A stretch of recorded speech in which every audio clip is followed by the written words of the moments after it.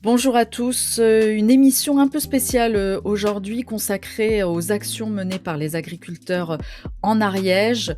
Alors vous le verrez, elle est certes un peu décousue, mais ça a été très compliqué de réunir, les personnes au même moment. Donc d'un côté, vous verrez, la réaction de Philippe Grégoire, éleveur de bovins dans le Maine-et-Loire, puis celle de François Dubois, ex-officier de la police judiciaire de la gendarmerie nationale. J'ai contacté plusieurs autres personnes et je les remercie d'ores et déjà pour celles qui m'ont répondu. Mais effectivement, pour une contrainte d'emploi du temps, ça a été difficile de les réunir ou de les avoir, puisque nous sommes tombés dans le week-end. Donc samedi, vendredi, ça a été compliqué. J'aimerais aussi apporter une précision à cette émission. J'ai réussi à avoir Pierre-Guillaume Mercadal hier soir, donc samedi soir, très rapidement.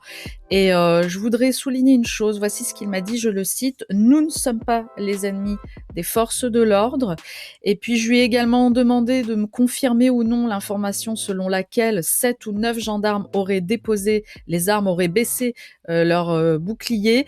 Il n'a pas pu me la confirmer. Ce qu'il m'a dit, c'est que ce soir-là, forcément, il faisait nuit, il faisait très noir. Lui, il a pu faire la bise à un gendarme, il a ensuite serré la main à un autre gendarme, mais il ne sait pas, il ne l'a pas vu de ses propres yeux si certains d'entre eux avaient effectivement baissé leur bouclier. Je lui ai demandé aussi de me confirmer ou non l'information selon laquelle l'entièreté du cheptel de 208 vaches n'aurait pas été abattue. Là aussi, il n'a pas pu me confirmer cette information. Ce qu'il m'a dit, c'est que plusieurs vétérinaires ont refusé de procéder à l'abattage et que l'abattage a été suspendu de minuit à 14h, donc dans la nuit de jeudi à vendredi, et que ensuite il ne sait pas si ça a repris ou pas, mais il y a eu des vétérinaires qui étaient sur place et qui ont effectivement procédé à l'abattage, mais certains ont effectivement bloqué le processus. Donc c'est peut-être pour cette raison que l'entièreté, en tout cas du bétail, n'a pas été abattue. Encore une fois, c'est une information à confirmer. J'apporte ces précisions parce qu'on en parle dans ces interviews. Et pour moi, c'est important de ne pas faire de désinformation et d'être très précis sur ce qui peut être dit, ce qui peut être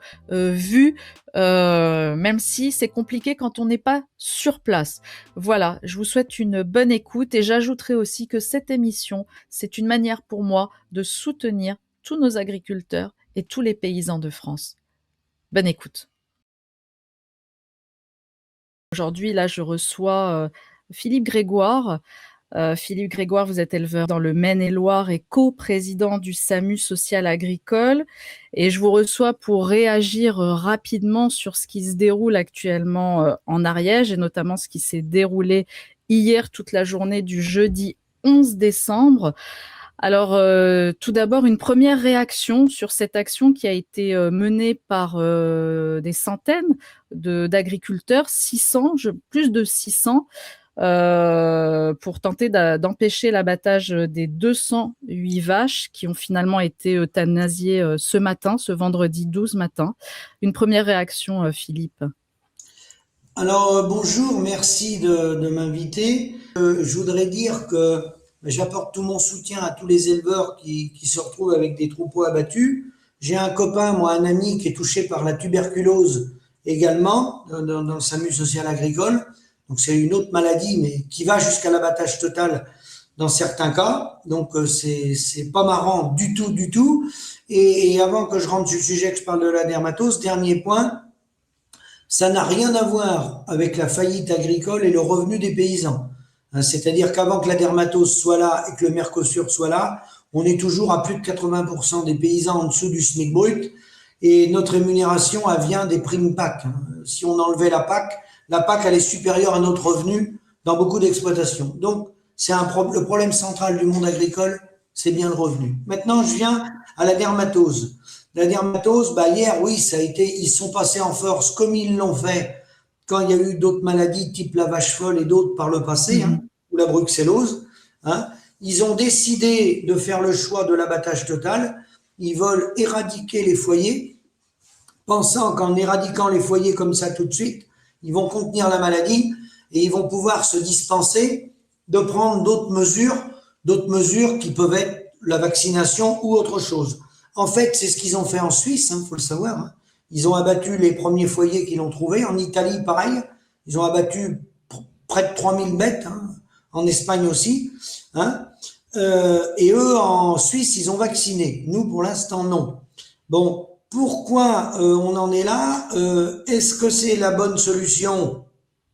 L'avenir nous le dira quand on aura un peu plus de recul. Moi, je pense que ce qu'il aurait pu faire dans le cas de la dermatose, qui n'est pas contagieuse à l'homme, puisque c'est des nodules sous la peau, hein, qui provoquent des fièvres sur l'animal. Il y en a très peu qui décèdent, qui meurent des animaux.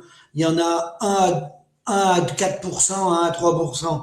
Bon, la viande est consommable. Aurait fallu mettre les premiers élevages sous cloche et voir comment les bêtes s'immunisaient eux-mêmes. Parce que les bêtes s'immunisent elles-mêmes. Le problème, c'est que c'est contagieux aux autres élevages.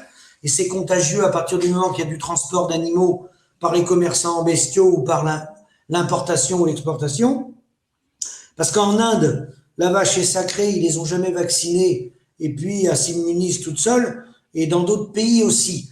Mais la vaccination vient, et la pression qu'il y a sur la ministre, elle vient, je vais en parler après, du fait de l'impact économique de l'exportation. C'est une raison économique qui la pousse à ça. C'est pas ni les petits oiseaux, ni les fleurs. Alors vous l'avez rappelé, les problèmes de fond que subissent aujourd'hui les agriculteurs ne concernent pas uniquement cette dermatose. Cette dermatose, en fait, ce problème vient s'ajouter à des problèmes déjà existants, et c'est un nouveau coup dur, on va dire, parce qu'un agriculteur, quand il perd toutes ses Oui. bêtes, eh ben, il perd en fait tout son commerce finalement, tout son fonds Non, de commerce.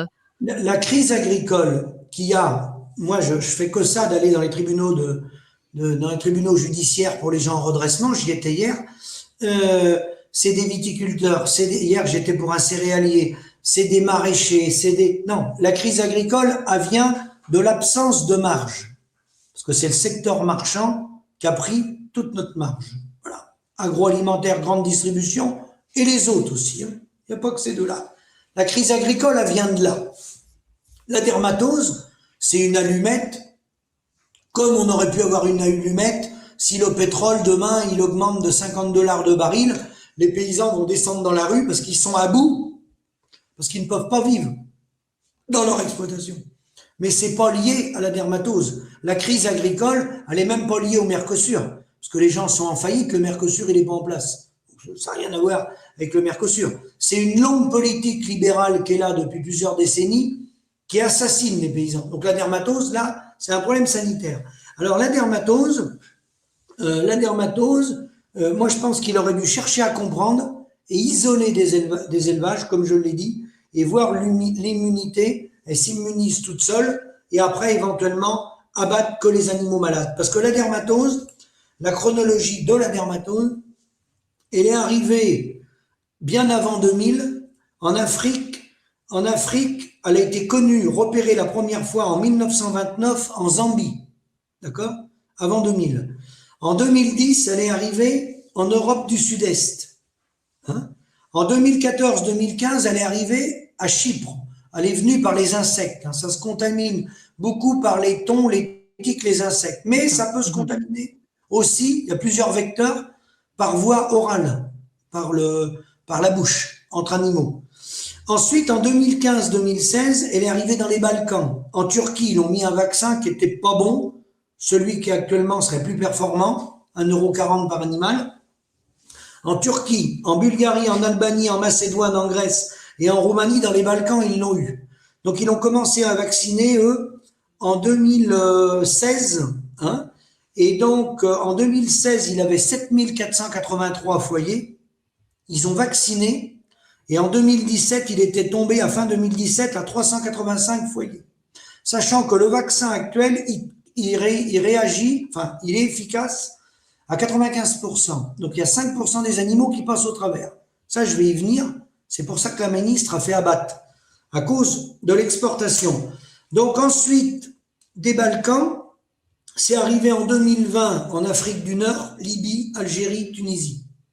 C'est arrivé en Italie en 2025 dans les Sardennes, donc ils ont abattu les troupeaux, à peu près 3000 animaux, comme en Espagne. Abattage total. Et ensuite, c'est arrivé chez nous dans les Savoies le 29 juin 2025. C'est ça. D'accord? Alors pourquoi la ministre prend cette décision-là? Vous allez le comprendre tout de suite. Ça serait une autre, je pense qu'elle aurait fait pareil. C'est toujours l'économique qui l'emporte sur le politique.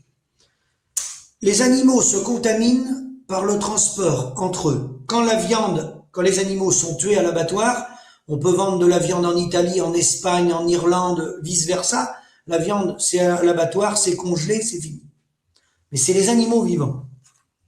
Les animaux vivants, en Suisse, ils l'ont vacciné, mais la Suisse, elle exporte des animaux vivants vers les pays tiers pour 139 000, l'équivalent de 139 000 $.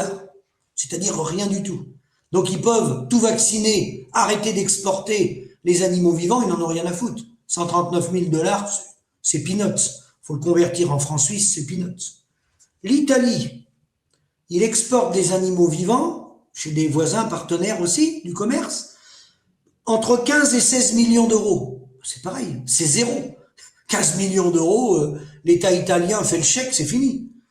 Les Balkans, tous les Balkans, 300 millions d'euros d'export d'animaux vivants. Rien du tout à l'échelle des Balkans, ramenés sur les pays. Mais le problème de nous, l'épée Damoclès qui a sur la tête de la ministre, c'est que nous, la France, c'est 1,8 milliard. 1,8 milliard, c'est presque 1,4 milliard vers l'Italie, 845 000 animaux exportés par an, vivants. L'Espagne, 250 millions d'euros, 429 000 animaux exportés par an. Le Maroc, 33 millions d'euros, 13 000 animaux exportés. La Tunisie, 22 millions d'euros, 11 000 animaux exportés. Et la Grèce, 22 millions d'euros, 11 000 animaux également exportés.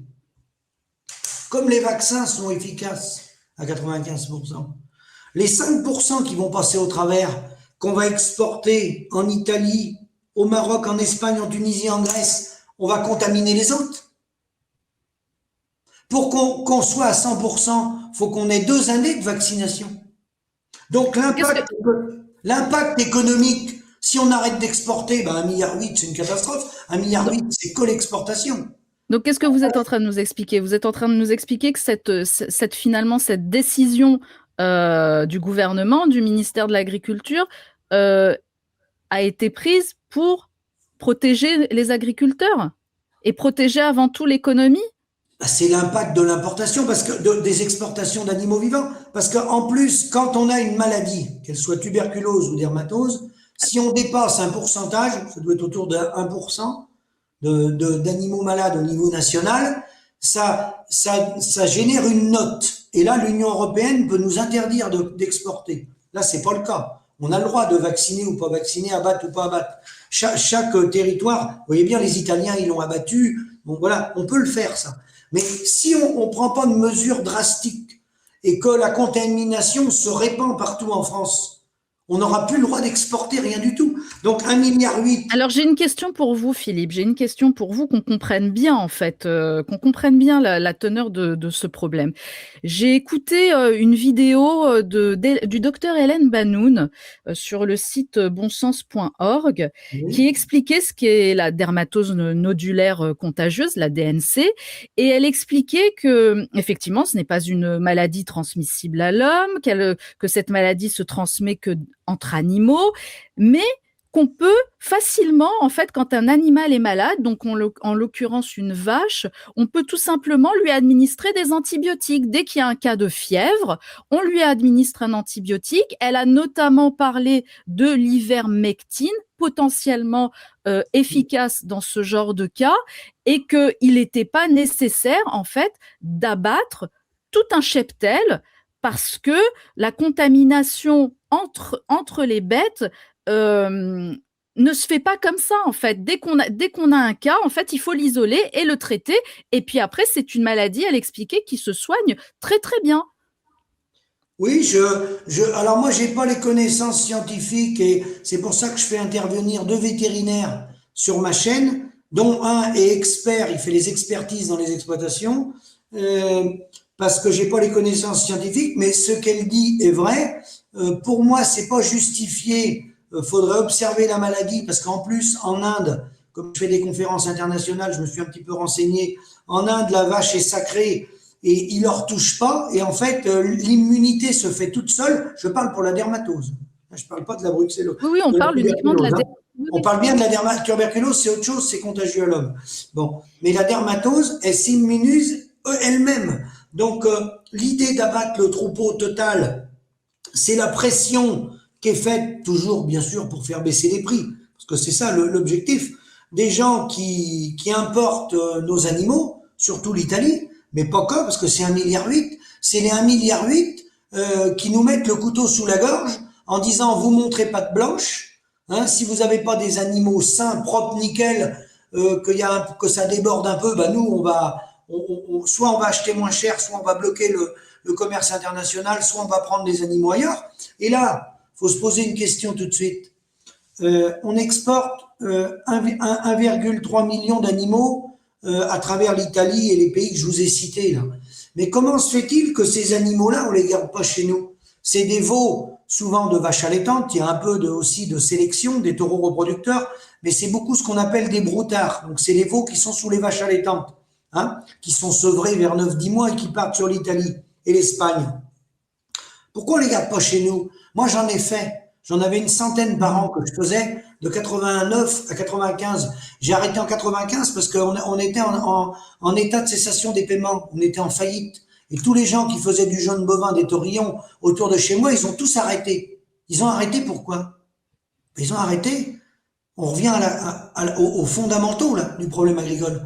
On a arrêté de faire ces animaux-là, d'engraisser ces animaux-là, parce que la coopérative, parce que Bigard refuse de nous les payer. Ils nous payent en dessous les coûts de production. Donc, ils vont se faire engraisser en Italie, où il y a des prix un peu différents, où il y a des conditions sûrement un peu différentes, même si les gars, ils gagnent pas d'argent, parce que je suis en contact avec des gros éleveurs en Italie, et il y en a en cessation de paiement aussi. Voilà. Ils sont intégrés, hein. On a industrialisé le modèle agricole. Les maladies là, on est obligé de dire aussi que l'industrialisation de l'agriculture a y est pour quelque chose. Donc le libre-échange, la finance, hein, le vétérinaire va le dire, hein, la concentration des animaux, l'agriculture intensive, toujours vouloir faire des Formule 1, ben voilà à quoi ça conduit. Hein. Voilà à quoi ça conduit. C'est tout ce qui nous arrive, c'est pas du hasard. C'est pas du hasard. C'est du modèle économique. Et donc, pourquoi envoyer les animaux en Italie pour les reprendre après dans nos assiettes? On les garde chez nous. On a 2 500 000 hectares en friche. On les garde chez nous. On les nourrit chez nous. Ça va faire la souveraineté, la résilience, ça va faire tourner les abattoirs, sauf qu'ils veulent pas nous payer. Comme ils vont pas nous payer, nous, on va pas se mettre en cessation de paiement pour leur faire plaisir. Donc, nous, les animaux, on veut plus les engraisser. Moi, le premier, j'ai arrêté en 95. Et les gens, ils arrêtent les uns après les autres d'engraisser les animaux parce que ce n'est pas rentable. Voilà. Tant que les gens n'auront pas compris que le problème agricole, c'est qu'il n'y a pas de ruissellement, hein, et que c'est le secteur marchand qui a capté toute la valeur faite par les paysans, hein, et qui nous balance que les consommateurs seraient responsables avec 13% du budget des ménages, c'est faux. Le budget des ménages, il n'est pas de 13% alimentaire. Complètement faux. Moi, je suis arrivé presque, j'approche les 25%. Eux, ils comptent pas les subventions. Ils comptent pas la PAC. Vous financez nos retraites, vous financez la PAC, vous financez le traitement de l'eau, vous financez nos bâtiments agricoles, vous financez nos stations d'irrigation. Il faudra peut-être le compter, ça, dans le prix de la tomate et de la carotte. Faut être logique, quand même. Et qu'est-ce que vous pensez de l'action qui a été menée par tous ces agriculteurs? Est-ce que vous pensez que c'est une action en vain ou qu'il fallait le faire justement? Alors, les actions, je vais vous dire les actions qu'il y a, hein, qui sont propulsées par les syndicats. Les actions, pourquoi elles marchent, les actions? Elles marchent parce que les agriculteurs, ils sont à bout et ils ne gagnent plus d'argent. Dans les gens qui sont venus sur les barrages, il n'y avait pas que des éleveurs. La viticulture, ils sont en faillite. Les céréaliers, la plupart, ils sont à bout. C'est le modèle économique général qui s'effondre. Donc la dermatose, si vous voulez, bah, c'est affreux parce que il y a l'affectio familiae, il y a l'attachement aux animaux, donc ça prend les tripes parce qu'on tue des animaux de compagnie. Voilà, on va pas se mentir. Donc c'est violent. Mais s'il y avait eu une crise autre que celle-là, par exemple une hausse de 30% du prix des engrais ou des semences, vous verriez les paysans dans la rue, pareil, le feu prendrait pareil. En fait, c'est un métier qui n'est pas reconnu, pas rémunéré depuis des décennies. On descend, le nombre de paysans descend d'année en année. C'est général, hein. C'est pas lié à la France, hein. Vous allez en Allemagne, vous allez en Italie, le problème est le même. Vous avez vu les agriculteurs grecs qui ont descendu dans la rue, hein. Le problème, il est entre la production agricole, le départ de la ferme et l'arrivée dans le magasin. Et quand vous rentrez dans le magasin, entre les deux, les souris dansent. Elles se nourrissent, elles sont bien grasses, et elles ont surtout pas envie que ça change. Il est là le problème. Bien, vous pouvez enlever l'Europe, il y en a qui disent sortir de l'Europe, oui, l'Europe est pas bonne, on est d'accord. Ça, faut détruire ce fonctionnement de cette Union européenne telle qu'elle est là. Mais avant Ursula von der Leyen, avant l'euro, les agriculteurs gagnaient pas d'argent en moutons avec le Commonwealth, hein. Et il n'y avait pas l'euro, il n'y avait pas Ursula von der Leyen, mais les paysans, ils se sont pendus. Tant qu'il n'y aura pas de répartition de la valeur ajoutée, on peut passer des journées à discuter, on ne résoudra pas le problème agricole. L'agriculteur, il faut qu'il reprenne sa facture. C'est tout. Le problème, il est là, il n'est pas ailleurs. Alors, comment faire? Parce que là, on voit bien qu'il y a un vrai ras-le-bol. Les agriculteurs, parce que ce ne sont pas effectivement que des éleveurs, et c'est pour ça que j'ai parlé des agriculteurs. Les agriculteurs en ont ras-le-bol, ils l'ont exprimé. Ils ne veulent pas lâcher. Moi, j'ai écouté encore le témoignage de cette jeune femme qu'on a vue parce que Toxin était sur place, mais il y avait aussi les chaînes d'infos en continu. Et on a vu la nuit dernière cette jeune femme qui s'est mise à genoux, qui a supplié les forces de l'ordre, et elle a témoigné là dans une courte vidéo. Je l'ai vue, elle était en pleurs. Euh, Ces agriculteurs ne veulent pas lâcher et ils demandent le soutien aussi de la population. Tout à Alors fait. hier, ils ont demandé le soutien des forces de l'ordre. Il y a eu 9 CRS qui ont baissé les armes. C'est très peu et je pense qu'ils auront certainement des sanctions en plus. Oui, oui, Quelle est la solution? si vous voulez, c'est que le problème, c'est que là, c'est un problème sanitaire, comme il y a eu par le passé, la vache folle, la bruxellose, la fièvre afteuse. Mais ça jette juste du feu aux poudrières, en fait, cette question sanitaire. Oui, Ça montre qu'il y a ah oui, oui, de oui. vrais problèmes en réalité. Non, mais moi, je vais C'est vous que dire quelque part, les agriculteurs attendent un vrai soulèvement, on a c'est l'impression. ça. Si vous voulez, là, les agriculteurs sont dans la rue, ils s'énervent. Alors, ça prend aux tripes parce qu'on tue l'élevage, on tue les animaux. Voilà. Donc, c'est l'affection aux animaux. Mais les agriculteurs, vous les verrez dans la rue, hein. Vous les verrez en début d'année, même s'il n'y a plus la dermatose. Vous les verrez en septembre 2026. Vous les verrez Comme tous l'année les ans. dernière, Mais comme… les agriculteurs, le problème, vous ne pourrez pas le résoudre si on est à 1000 euros, parce que c'est beaucoup ça, de moyenne, hein. On tourne à 1000 euros de salaire avec un endettement moyen de 250 000 euros. Tant qu'on n'aura pas résolu ce problème-là de la rémunération, les agriculteurs, vous les verrez dans la rue. Vous les verrez avec les gilets jaunes, vous les verrez avec la hausse du gasoil, vous les verrez pour les normes, vous les verrez contre Ursula von der Leyen, vous les verrez contre Macron. Demain, on peut enlever Macron, on peut mettre un autre président. Ça changera rien.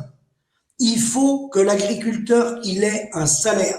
S'il gagne pas sa vie, là, la dermatose, c'est un problème sanitaire qui est grave, faut le régler. Demain matin, il y en aura un autre, hein. Vous avez vu dans la vigne. Bon, il y a eu la loi du plomb. Vous avez vu la loi du plomb. C'est, hop, c'est parti, c'est monté dans les tours et tout. Mais c'est pas la loi du plomb qui va résoudre le problème agricole. Qu'on utilise les phytos, qu'on les utilise pas, on n'a pas de marge. Il reste pas d'argent à la fin du mois. C'est tout. Tant qu'on en sera là, chaque année, on va se répéter, on revient, alors on prend des slogans, agribashing, les écolos, les animalistes, Madame van der Leyen, l'euro, alors on se fait plaisir, mais on va pas au fond. Le fond du sujet, c'est que les produits qui partent de ma ferme, quand ils sont arrivés dans le magasin, il y en a plein qui se sont gavés avant qu'il arrive dans le magasin. Il y en a plein qui se sont gavés. Et tant qu'on laissera ces gens-là se gaver, on ne pourra rien faire. C'est tout. Alors, comment ne pas les laisser se gaver? Moi, c'est ma question. Eh ben, Parce que vous n'êtes pas aidé par les syndicats, notamment la FNSEA, vous n'êtes non. pas aidé. Donc Ah, comment faire? La FNSEA ne peut pas nous aider. La FNSEA, c'était en 46 un syndicat qui a été créé, qui était un contre-pouvoir, et au fil du temps, c'est devenu les co-gérants du pouvoir. Donc la FNSEA, et pour ceux, les auditeurs qui ne le sauraient pas, c'est le syndicat de l'agroalimentaire et de l'agro-industrie. Bon. Le syndicat a fusionné, il y a 27 FNSEA en Europe, il y en a une par pays, pardon, et ils ont fusionné en 1959. Les 27 fédérations FNSEA en Europe, ça s'appelle le COPA, C-O-P-A, et les coopératives, toutes les coopératives en Europe, ça s'appelle le COGECA. Et le COPA-COGECA a fusionné, ils se sont mariés en 1959. Ils ont les mêmes bureaux, ils ont des bureaux communs, quoi, à Bruxelles, à l'Europe. Donc, le mariage avec l'agroalimentaire, il est là depuis 1959. Donc, c'est pas un syndicat agricole, c'est un syndicat financier de l'agroalimentaire et de l'agro-industrie, qui aujourd'hui travaille avec Xavier Niel, Alexandre Zouhari, Mathieu Pigas. Ils sont rendus au sommet de Davos. Ils travaillent avec des plateformes financières américaines. Ce n'est plus un syndicat agricole. Donc, il ne faut pas qu'on s'étende à parler de ça. Donc, il faut revenir sur du local, des associations comme SOS Mère, apolitique, asyndical. SOS Mère, c'est des citoyens qui travaillent avec les cigales, Mimosa, Terre de Liens, des investisseurs privés, et repartir du local avec les PAT, projets alimentaires territoriaux, pour que les consommateurs comprennent, comme avait dit Coluche, il suffit d'arrêter d'en acheter pour plus qu'ils en vendent. Il faut que les consommateurs, on fasse des magasins, petits et moyens, et court-circuiter l'agroalimentaire et le secteur marchand. C'est tout. Sinon, vous allez payer des impôts, toujours plus d'impôts, et nous, il nous reviendra rien. Il ne reviendra pas un sou à l'agriculteur. Ça va rester chez les fabricants de matériel, chez les fabricants d'aliments, chez le groupe Avril, chez tous les gens qui nous entourent, sauf nous. Voilà, c'est tout. Alors j'entends votre proposition et je sais que partout en France, il y a des initiatives comme ça à l'échelle locale qui se créent et qui se font.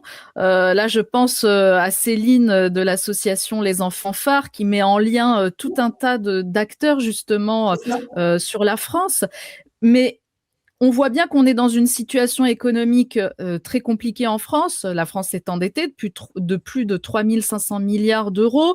On voit que les entreprises, les petits commerces ferment de plus en plus chaque année. Alors comment recréer du lien localement, du lien économique localement? Alors que quand on a une entreprise, quand on a un petit commerce, une très petite entreprise ou un commerçant, bah on est très vite lourdement taxé en fait. Oui, alors il y a la fiscalité française, il n'y a pas que la française, hein, mais la fiscalité française qui n'est pas adaptée aux petites PME, aux commerçants et aux artisans et aux agriculteurs. La fiscalité n'est pas du tout adaptée au modèle agricole. Et puis après, bah, pour reprendre notre souveraineté, nous, et notre facture, il faut revenir sur des circuits courts type AMAP en un peu plus gros avec les consommateurs. Le consommateur ne paiera pas plus cher. Mmh. Parce qu'en réalité, il paye quoi? Il paye, comme a dit Jean Covici, l'emballage, le magasinier, l'agroalimentaire, la marge de la grande distribution. Et sur un caddie de 100 euros, il revient 6,50 €. Il y a 6,50 € de matières premières agricoles sur un caddie de 100 euros. Donc on voit bien que c'est tous les autres qui se gavent autour. Bon, plus ceux qui font du business, du marketing, type c'est qui le patron, qui paye un ou deux producteurs plus cher, 10 centimes de plus, puis les autres, ils les payent pas. Bon, ça s'appelle de la com. Il y en a qui tombent dans le panneau. Lui, il va s'enrichir en 2 ans. Tant mieux pour lui.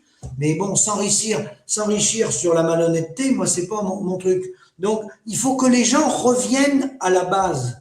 Il faut qu'il arrive à revenir dans les exploitations. Et ça coûtera pas plus cher. Ça coûtera pas plus cher. C'est pas vrai. Ça coûtera pas plus cher. Et la nourriture, c'est la santé. Bien sûr. La nourriture, c'est la santé. Les agriculteurs, c'est des nourriciers. Ils sont sur les territoires.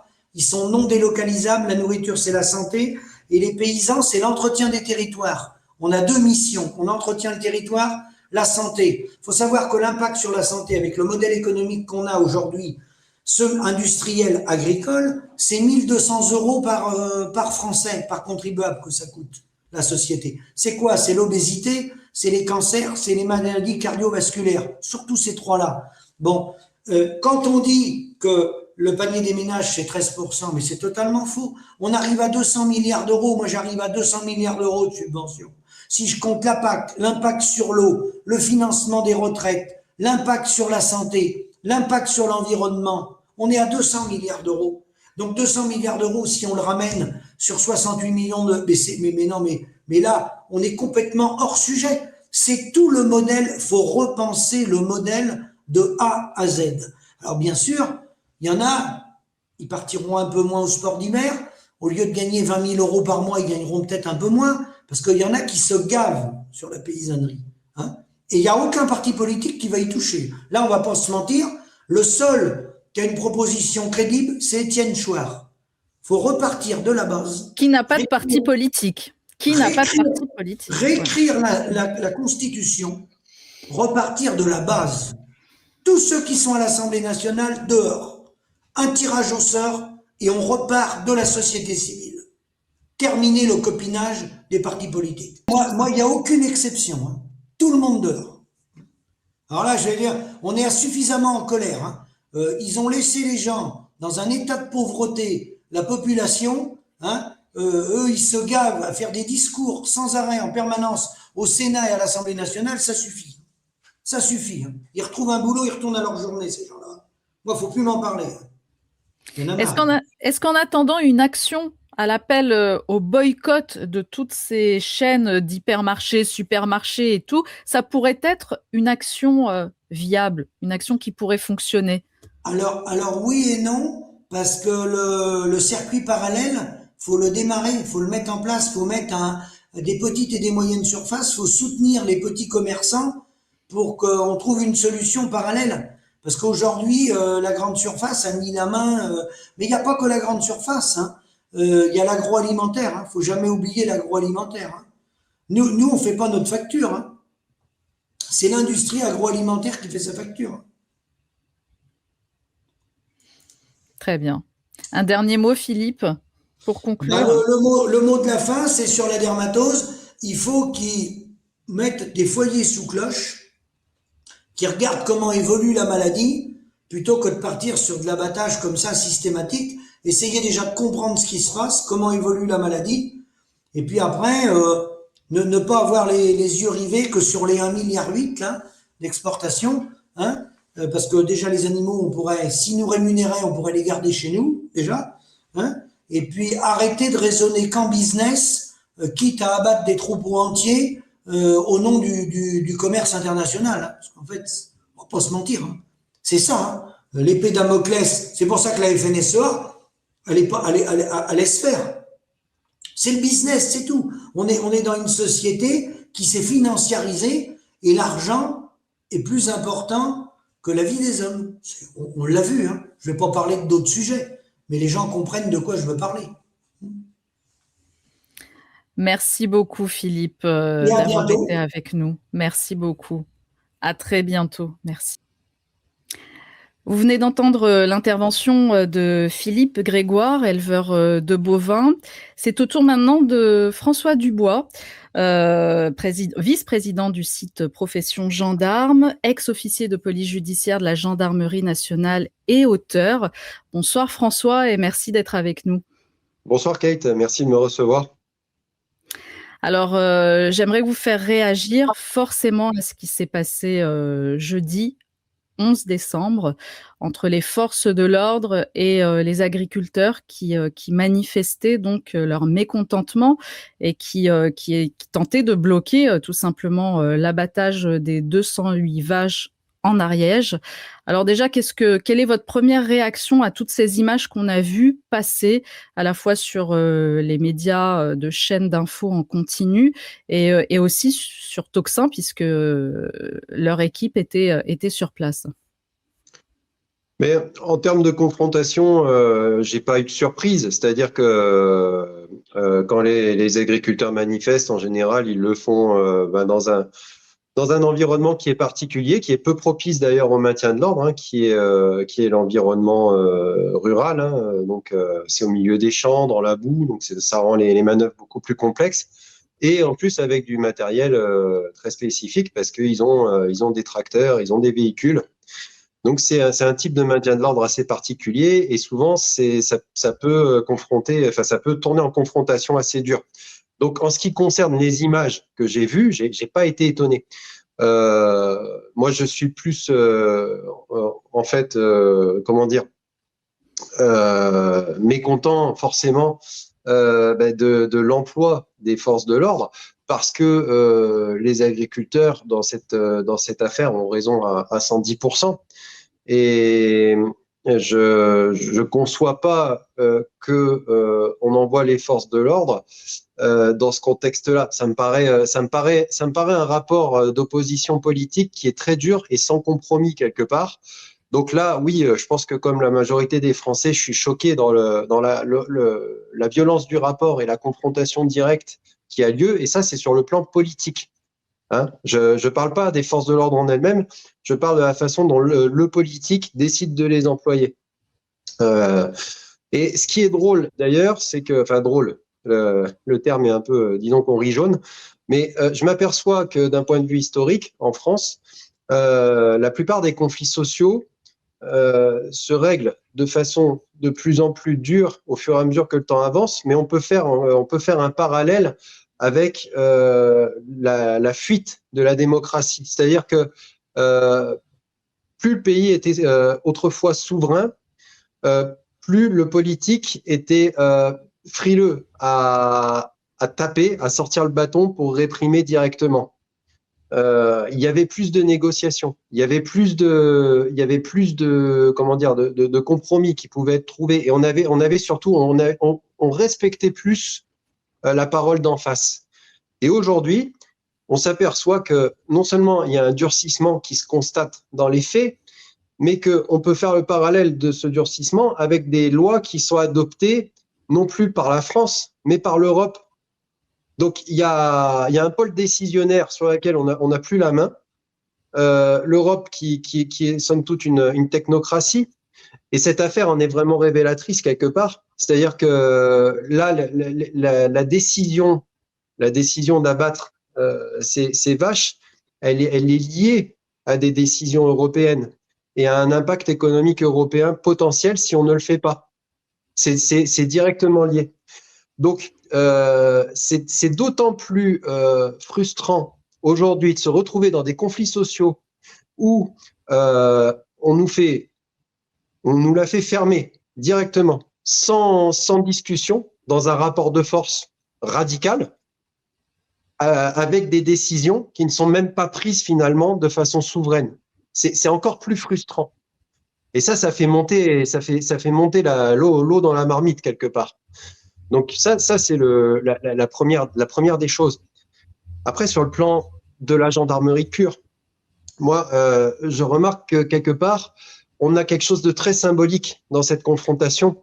On a d'un côté des agriculteurs qui sont des comment dire ils sont en détresse, hein, en plus. Ils sont en détresse, mais sur le plan économique, sur le plan des valeurs, ce sont des producteurs.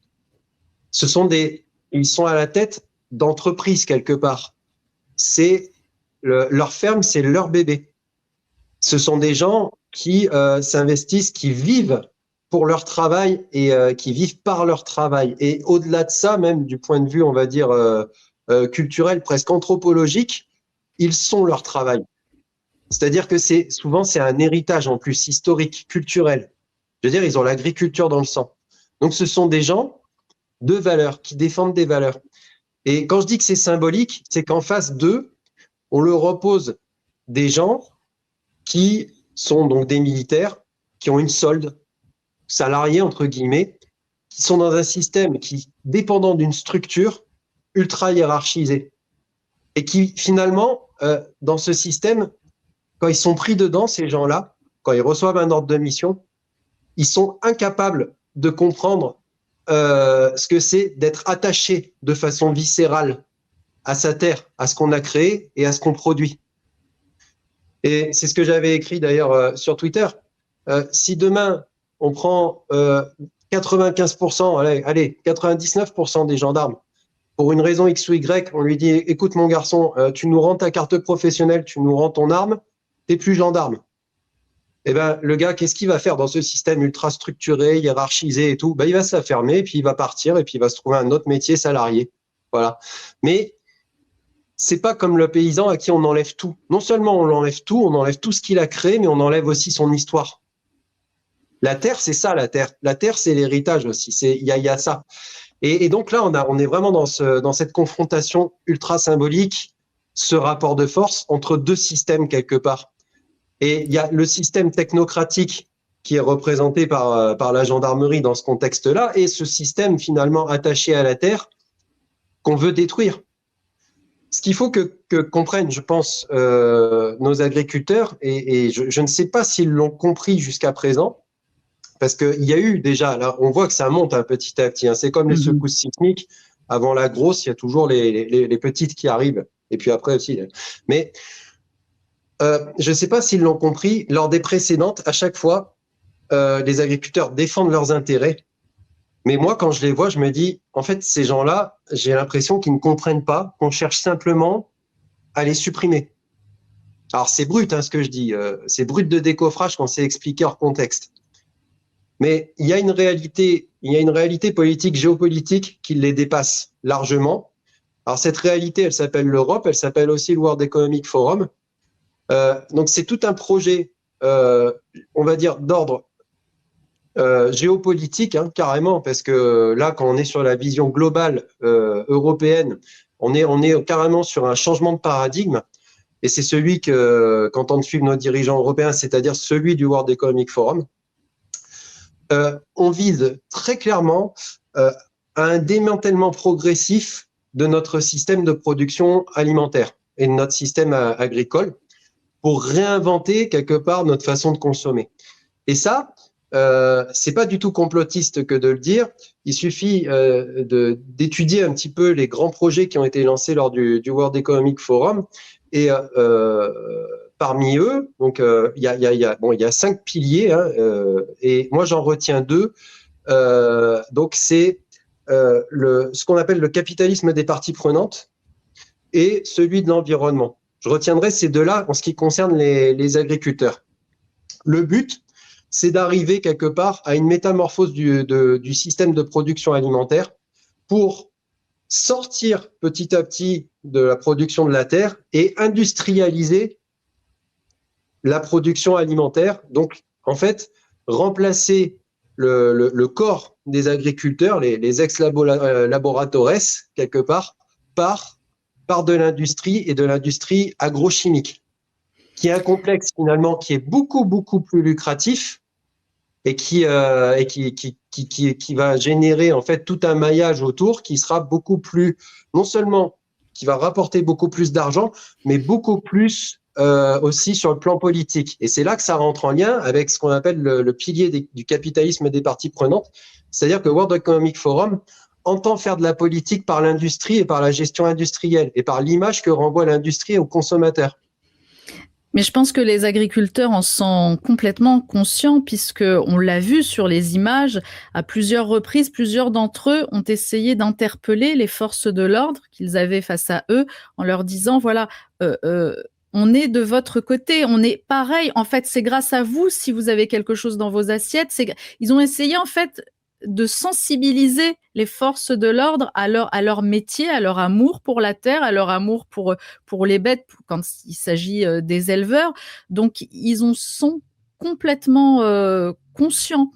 Et un autre aspect aussi sur lequel, parce que là, j'aimerais qu'on revienne vraiment sur les forces de l'ordre. On nous a dit, alors, c'est une information à prendre au conditionnel parce que moi, je l'ai pas retrouvée. Je l'ai pas retrouvée cette information. Elle a été diffusée sur Tocsin via des agriculteurs sur place. Le soir du jeudi 11 décembre, 7 ou 9 gendarmes auraient justement baissé leurs armes. Alors, j'utilise le conditionnel parce que sincèrement, je l'ai pas retrouvée cette information. Elle n'a pas été diffusée, même par les forces de l'ordre. Alors c'est plausible, hein, c'est plausible. Moi, je remets pas du tout en question cette information. C'est tout à fait plausible. Vous, si vous étiez sur place, si vous faisiez partie de ces 200 ou 300 gendarmes, cette escadrille-là, quelle aurait été votre réaction aussi? Le problème, c'est que j'ai quitté la gendarmerie justement pour ça. Alors, il y a faire son métier, hein, et dire voilà, j'ai fait qu'obéir aux ordres, ou quitter son métier.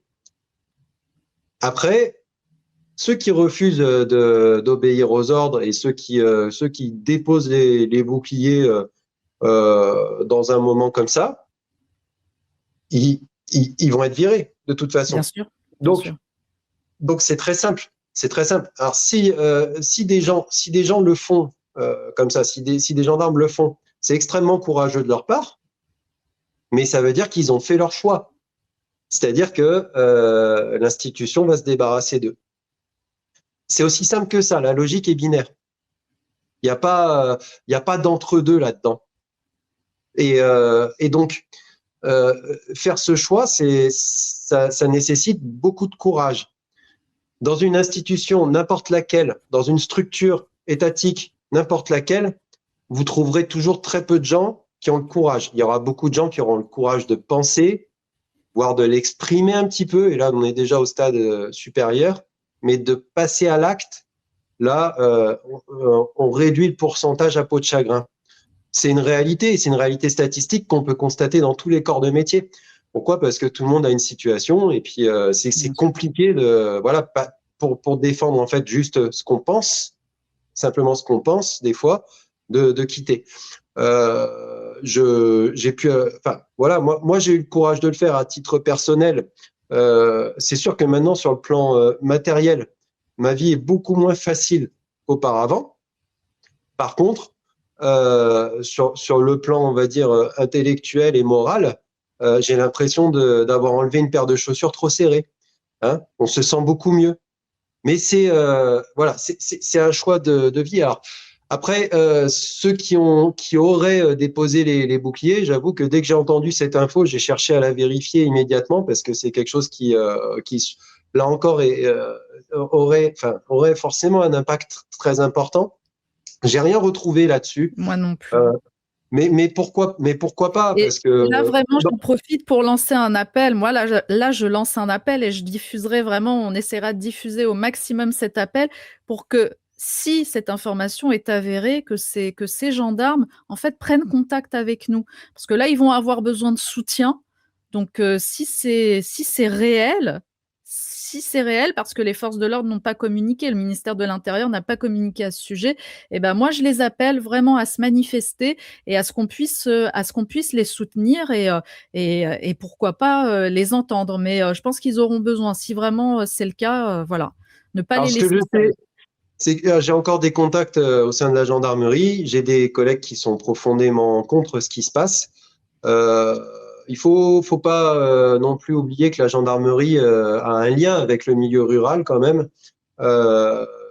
Et moi, il y a beaucoup de gendarmes quand même qui trouvent ce qui se passe complètement absurde. Moi, je les invite vraiment à le dire, à le faire remonter à la hiérarchie et à faire monter une espèce de pression, quoi.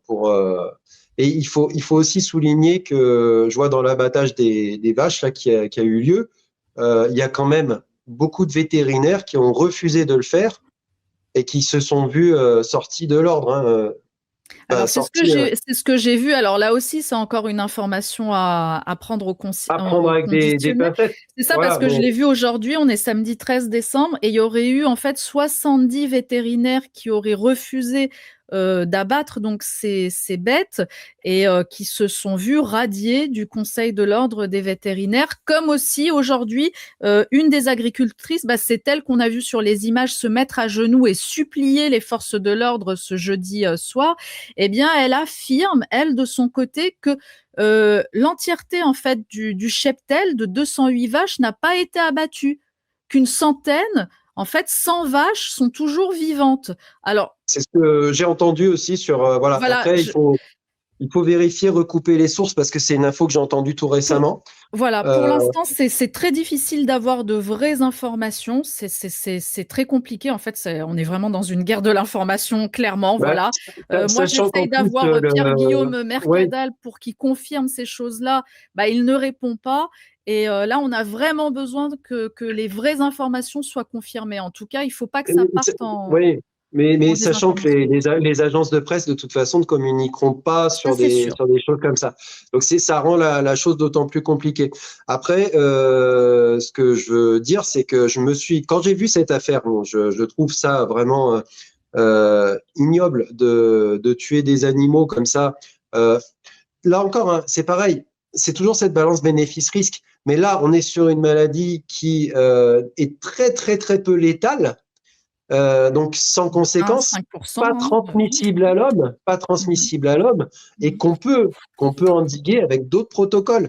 Donc c'est ça qui est complètement dingue, c'est-à-dire qu'on abat en masse, mais vraiment de façon très massive, pour finalement rien, et ça c'est profondément injuste.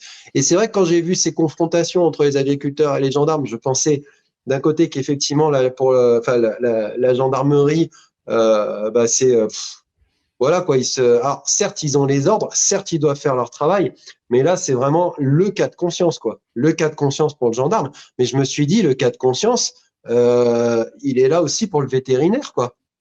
Le vétérinaire, normalement, quand il fait ce métier, c'est par vocation parce qu'il aime les animaux. Là, on lui demande d'abattre des animaux de façon assez gratuite, finalement. Est-ce qu'il doit le faire? Est-ce qu'il ne doit pas le faire? Ça, là encore, hein, c'est une question de déontologie. Et, euh, et franchement, ça m'interroge. On est rentré dans une telle logique de l'absurde aujourd'hui que, bah voilà, même, enfin, toutes les professions là, c'est ça qui est dramatique dans cette affaire. C'est-à-dire que les agriculteurs sont lésés, euh, les gendarmes doivent défendre l'indéfendable. Mhm. Donc là, eux, il faudrait idéalement il faudrait que ça réagisse au bout d'un moment, qu'on se dise non, c'est quand même pas possible. Là, voilà. Et les vétérinaires, bah, on leur demande de faire aussi n'importe quoi. Donc à un moment, ça n'a plus de sens, quoi. On est dans un chaos total. Et quand on regarde bien, tout le monde est lésé dans l'histoire. Il y a, voilà. Le seul qui gagne finalement, c'est l'Europe dans ses grands projets. Parce que importer des vaches, enfin de la viande du Brésil, ça, il n'y a pas de problème par contre. Et d'ailleurs, il y a une synchronicité au niveau du calendrier qui peut interroger. Ça peut interroger aussi.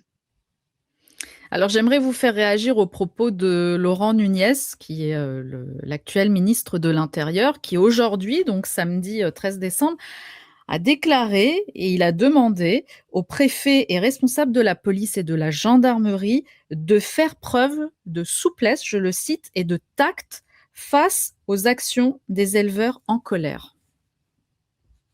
Bah, pour moi, Nunes, bon déjà, c'est pas quelqu'un qui, quand on voit comment ces gens se sont comportés à diverses périodes face aux citoyens français, c'est pas un enfant de cœur, hein, et puis même si on observe un petit peu son parcours, c'est pas quelqu'un qui, voilà. Donc mais par contre, je pense que il a Pourquoi saisi cette une chose sortie aujourd'hui? Voilà, pourquoi cette parce qu'il sortie a aujourd'hui? parce qu'il a saisi une chose sur le plan politique en matière de communication, c'est que cette histoire n'est absolument pas populaire auprès des Français, je pense. Je pense que les Français comprennent que il y a une profonde injustice à abattre autant d'animaux pour des raisons finalement qui sont aussi peu graves. Et donc, quelque part, c'est très, très défavorable à l'image du gouvernement, hein, qui est déjà exécrable. Donc, je pense qu'en plus, il a parfaitement conscience que s'attaquer aux agriculteurs, c'est un peu jouer avec le feu, parce que c'est des gens qui peuvent se coordonner, organiser des actions de blocage. Là encore, comme je le disais tout à l'heure, qui ont les moyens en plus mécaniques, matériels de le faire. Donc, Bah, là, les actions continuent, hein. En tout cas dans le sud-ouest, il y a et on est en plusieurs période de fête. actions. et on est en période de fête, donc Voilà, il il y y a a une plusieurs économie. actions là qui continuent là, Voilà. des blocages d'autoroutes, des blocages de routes nationales, ça continue là, ça Et continue. lui, de son point de vue de gestionnaire, de son point de vue politique, forcément, il n'a pas intérêt à bloquer le pays en pleine période de fête. C'est pas le moment sur le plan économique. Et de toute façon, à leurs yeux, ce sera jamais le moment. Mais quoi qu'il en soit, effectivement, je pense que là, il n'a pas d'autre choix que de demander de lever le pied un peu. Voilà, mais il n'y a pas d'altruisme là-dedans, hein. Je pense que c'est vraiment opportuniste, quoi. C'est calculé. Il n'y a pas de, voilà.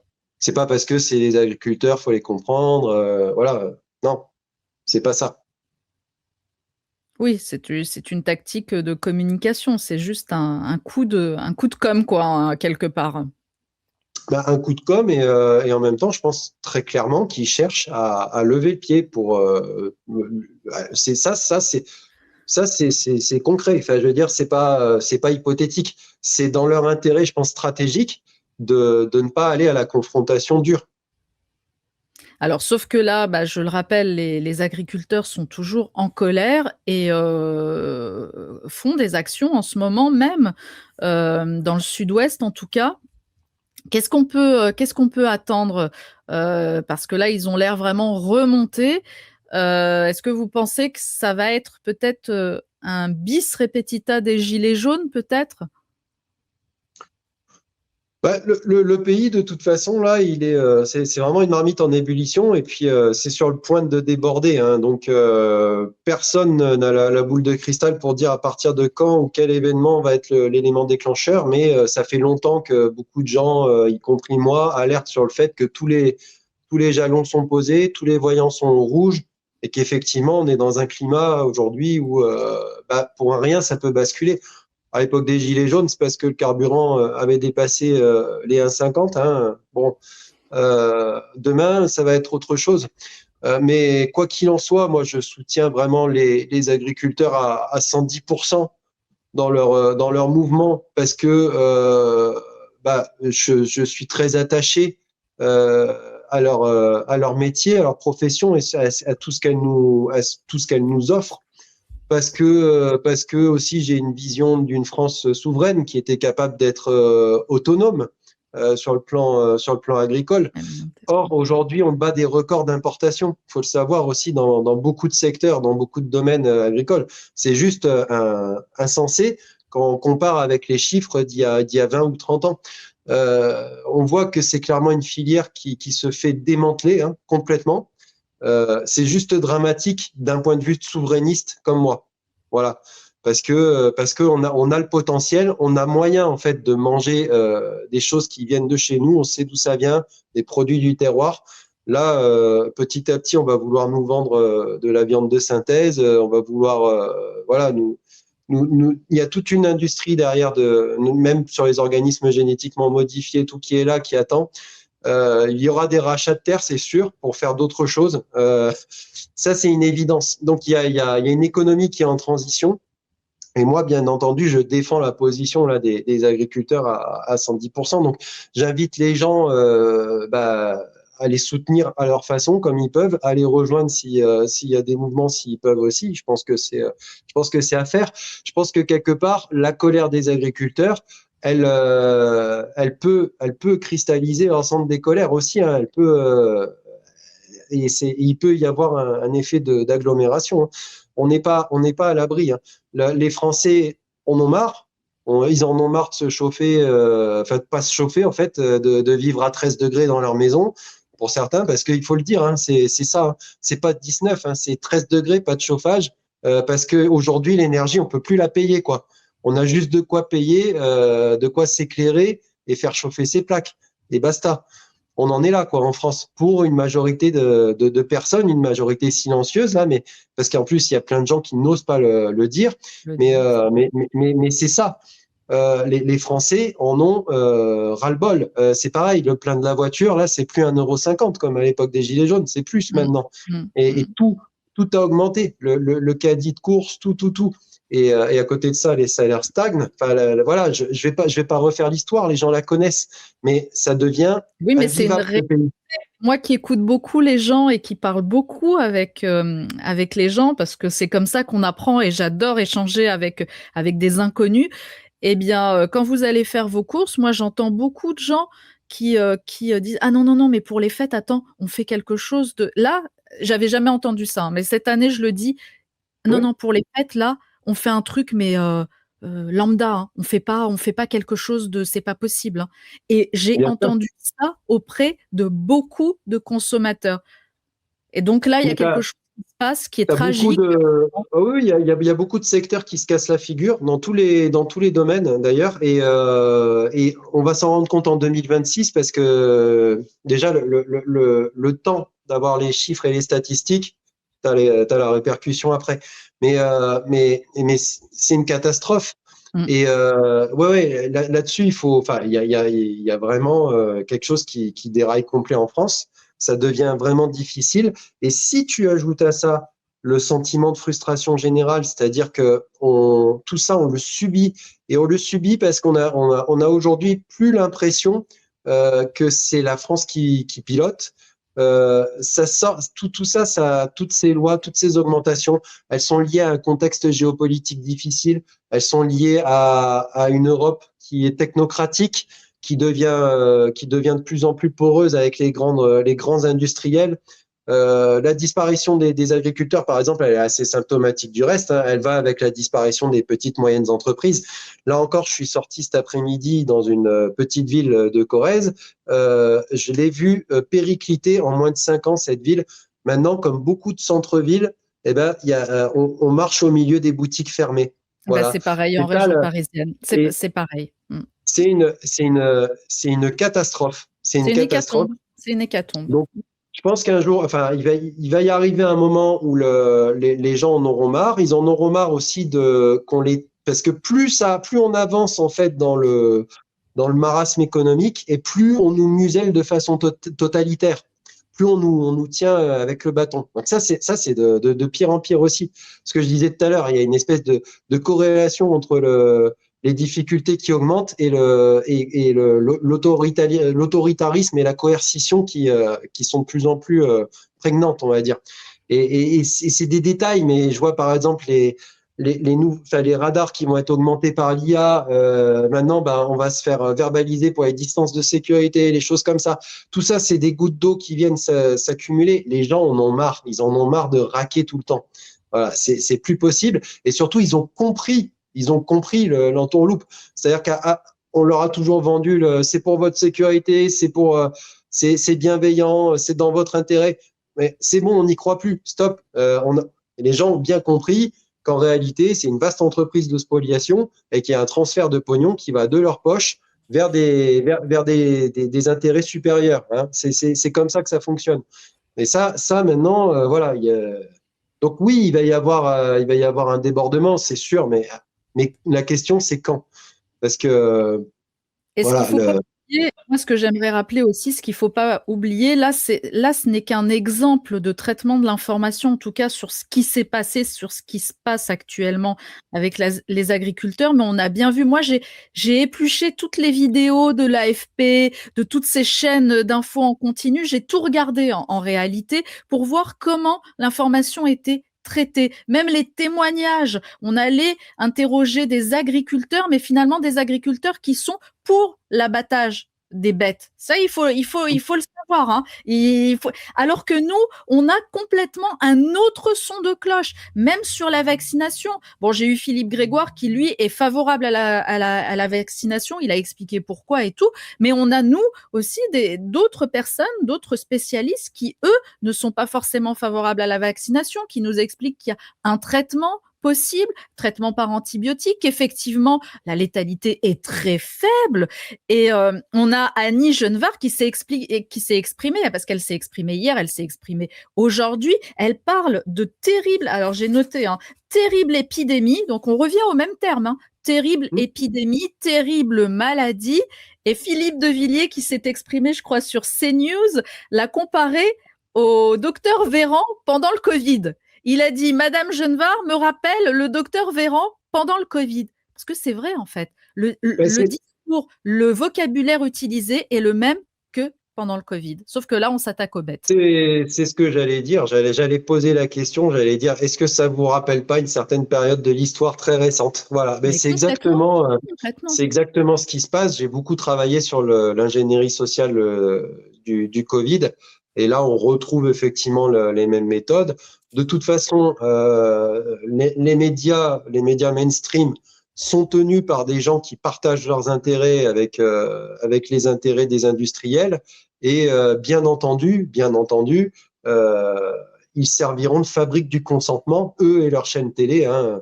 Et ça c'est pas un scoop. Hein. On sait comment ça fonctionne maintenant quand on commence à être un peu. Je pense que la première, vraiment le premier cap de l'éveiller, c'est le jour où il arrête la télé déjà. Ça c'est le truc. Voilà, c'est le premier truc. Et puis après, on oublie les bouquins et voilà. Mais quand on comprend comment dire, la société du spectacle, c'est terminé. Après, il n'y a plus rien qui peut. Mais effectivement, hein, tout fonctionne comme pendant le Covid. Et d'ailleurs, on n'hésitera pas, si nécessaire, à horizontaliser les conflits comme on l'a fait pendant le Covid. Hein. C'est-à-dire que on fera passer ceux qui sont contre la vaccination des animaux pour des fous furieux encore, qui mettent en danger toute la société. Voilà, ce sera toujours les mêmes discours qu'on entendra. Toujours des discours de stigmatisation et d'ostracisation. Hein. C'est ça. Hein. Exactement. Donc, éteignez vos télés et informez-vous, voilà, auprès de vrais experts finalement, parce que nous, on a les vrais experts qu'on voit pas sur les plateaux télé et auprès des médias alternatifs. Merci beaucoup François Dubois d'avoir été avec nous Merci, aujourd'hui et merci de vous être exprimé en tout cas. Merci beaucoup. Merci.